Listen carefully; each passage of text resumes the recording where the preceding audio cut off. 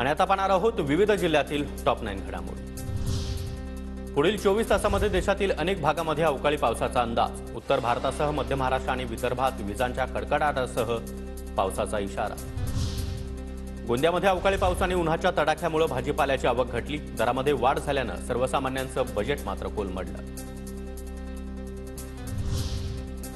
वर्ध्यातील कारंजा तालुक्यामध्ये विजांच्या कडकडाटासह अवकाळी पावसामुळे भाजीपाल्याचं मोठं नुकसान। वाशीमध्ये काही ठिकाणी वादळी वाऱ्यासह अवकाळी पाऊस। गेल्या महिनाभरापासून चौथ्यांदा अवकाळी पाऊस बरसल्याने शेतकऱ्यांमध्ये चिंतेचं वातावरण। नागपूरमधील काही भागामध्ये हलक्या पावसाच्या सरी तर काही भागामध्ये ढगांची गडगडाट। ढगाळ वातावरणामुळे नागपूरकरांना उकाड्यापासून काहीसा दिलासा। लातूर जिल्ह्यामध्ये पारा वाढला। जिल्ह्यामध्ये 40 अंश सेल्सिअस उच्चांकी तापमानाची नोंद। वाढत्या तापमानाचा नागरिकांना मोठा झळा।